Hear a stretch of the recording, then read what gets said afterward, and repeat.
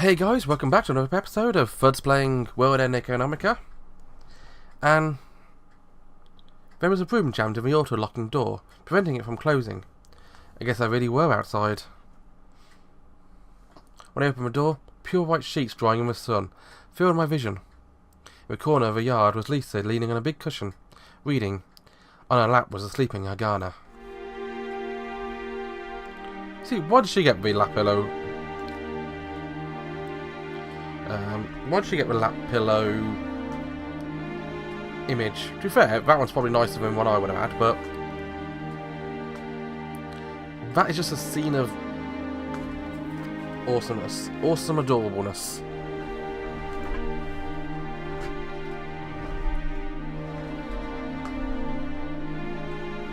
Not too loud.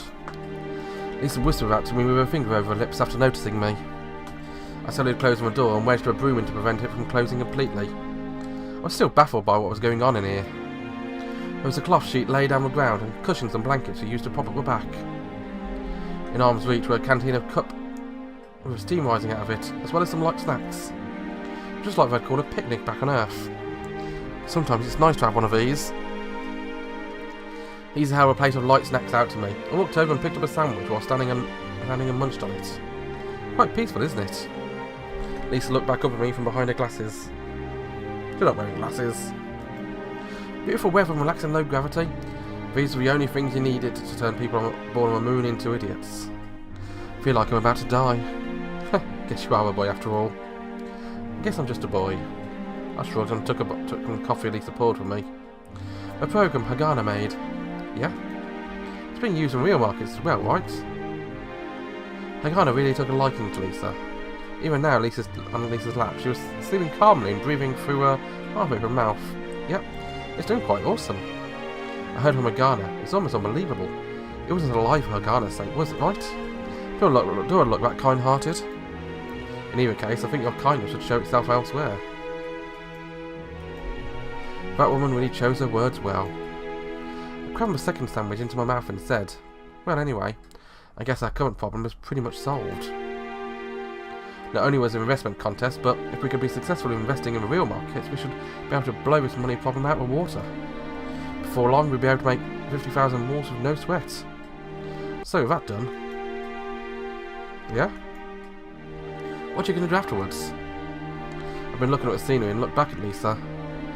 On her lap lay a sleeping Hagana. In her hand was an old book. This is definitely exactly how Lisa would want to spend her days. Lisa wasn't the type to walk into Newton City and onto a world of wealth and opulence. I'd originally planned to simply rent out a place to live temporarily over here. Even if I didn't get scouted, I was planning on heading into Schrödinger Street with the experience I had from an investment contest to solicit myself. If the programme continued the way it was, my funds would increase further and there'd be no problem in finding a place to live over there. However, it was very comfortable staying here. And frankly, that was giving me a bad feeling. However, I shrugged at the question and replied in the following manner. Dunno. I'll see. Well, I was talking to Lisa, so, as an adult, my inner thought should be as plain as day to her. She leaves into her expression and looks at the nearby Hagana. If you leave, Hagana will probably feel sad and lonely. That's a great joke. Oh, I was being quite serious. I was at a loss for how to answer a serious-faced Lisa, and ended up hiding behind my coffee. I sipped, buying myself some time. The moon's a small place. Lisa opened up her eyes and was slightly surprised. Then she sipped lightly on her coffee and replied, I guess you're right. She continued after pausing for a sigh. However, didn't they build up a new city? The moon will expand. Oh yeah, I heard about that too. I think we also built a large-scale residential district over by my house. I wonder if I could make a second orbital elevator. Well, if there's something impossible. I do wonder, but it looks like the moon is going to get more lively.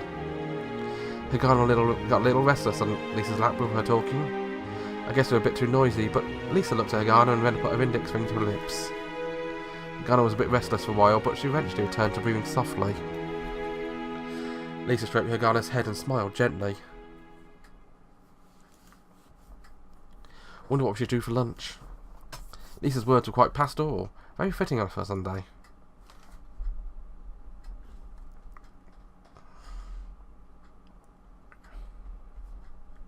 A peaceful Sunday passed by sleepily and slowly, just like the drops of water hanging onto a wash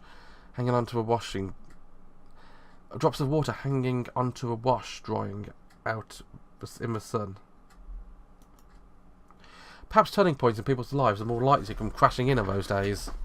Around sunset, I headed back to my room and turned on my computer to find out I'd actually received an email. I had thought it'd be the usual stuff from the securities firms, but it was from a Ratzinger Economics Research Centre. It hit me as if someone punched me directly in the heart. I opened the email to find a short message. We've received a message from one of the sponsors of a current investment contest addressed for you, Mr. Yoshiharu Haru. It was unthinkable that a sponsor of this contest would be anyone other than someone involved in the financial world. Even though I was the only person here, I checked my surroundings. And then I gulped and sheepishly used my trembling hand to move a cursor and download the attachment button. Scouted. I frantically tried to downplay my expectations and telling myself it was probably some recommendation for an investment product. Schrödinger Street. A financial district where lions, tigers and bears gathered. It was a world of markets, both gorgeous and somehow wicked. Oh, please don't let it be. If this is a phishing email, it's going to be horrible. Enormous assets only allowed for those who ran through those streets. The key to opening the doors to all my desires could be found there. The title of the downloaded letter was succinct. From Boston Cludweisen, head of investment fund, the Britannica. Throwing away all my doubts, I opened the letter. What I found at that moment was something I'd never forget. I've seen some of your skills on investment data. I'd really like to meet you. And only that line was written brusquely. It was haughty and upfront. It was just how I'd imagine someone living in a financial district would write. I put my fist in front of a computer. I felt like I was about to scream it out in joy. I ended up conversing back and forth 3 times over email with Barton Cludweisen, manager of investment fund of Britannica. I was totally shocked at receiving a reply within 5 seconds of replying to the attached email address. There were people in Schrödinger Street with incomes so high they'd make more than 100 more within the time it took to pick up a 100 more bill from the street. The speedy response, as if confirming my expectations, nearly made me piss my pants. This was the feeling I'd forgotten. It was something very unlike a fresh scent of detergent. And that's my phone. I forgot to put it on silent. It was something born out of pretty much forgoing with Bath for 3 months.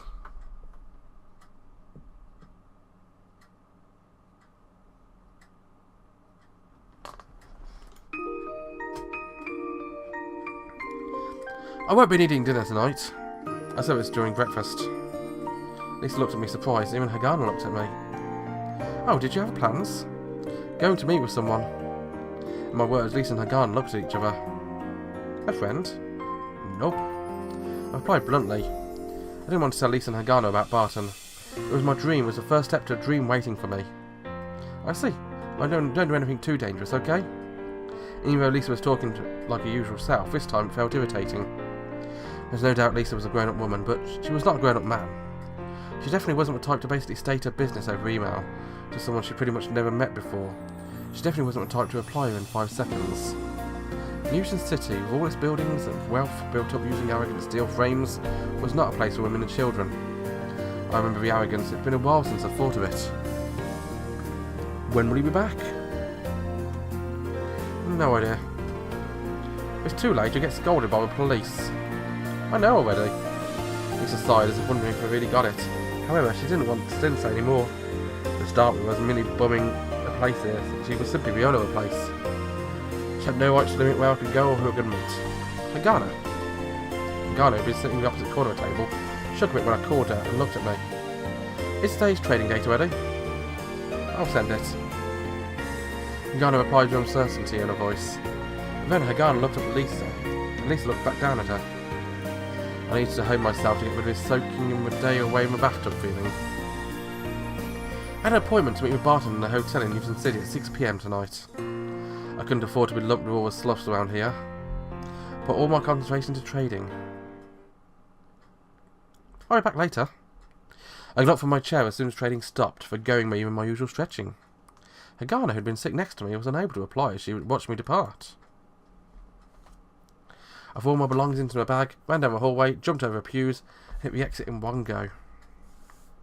And then, when I opened the large doors, I heard a cry from the other side. Ah! Huh? Across the doorway was Chris, standing there and scared to death as always. Oh, it's you, Chris. What's the... The rest of my sentence got swallowed up by a large old man standing behind Chris. Is Lisa here? He had a big, great beard and overalls on, but a perfect example of an upstanding labourer fashion. The hand on Chris's delicate shoulders looked like rubber from all the oil and manual labour. Lisa? She ain't here, but she should come home soon, I think. I see. Maybe we can wait inside. Oh, her gun is inside as well. I said those words to Chris and then dashed off. Chris was about to say something to me, but I waved my hand out, turning back, dashing into the amber-coloured streets. Hardly I thought to myself, Chris wasn't carrying her baggage this time. The man behind her was probably her dad. I was a bit curious about what they wanted, but in the end, I didn't really care. I had to make it to Royal Central Hotel in Newton City by 6.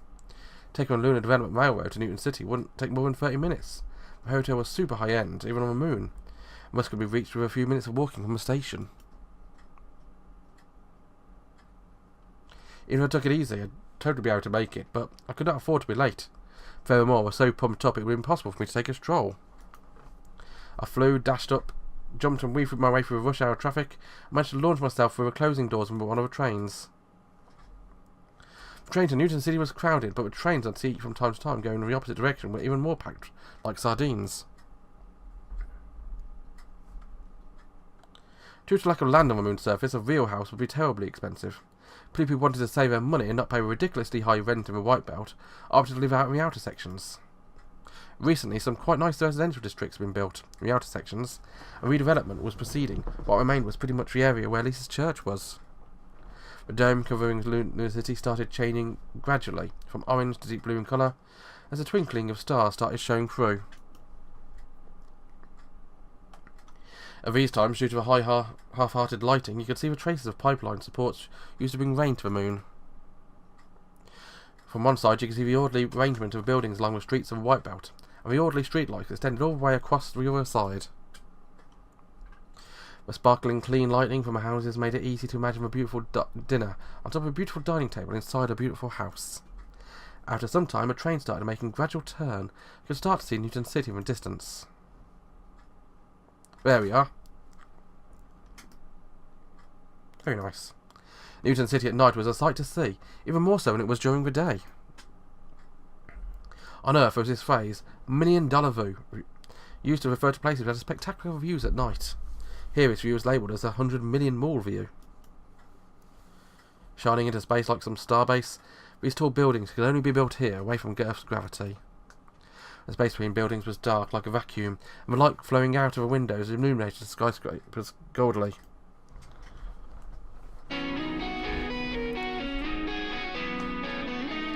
I finally arrived at Newton City Central Station, and it was more packed than usual due to rush hour. Most of the pedestrians were in suits. There were no signs of men in overalls or oily hands. There weren't that many people in rough clothing. You'd either have people dressed in easily recognisable top-class suits, you'd have people with messy attire and hair, but with the latest mobile terminals. In either case, you could tell they worked in some of the top enterprises that comprised of Newton City. And you can tell that I was going to end the episode here as well. Well, as ever, thank you very much for watching. In case you're tracking me up from last time, I'm still watching Zelda Fun on the other screen. They're currently on the same donation train as last time.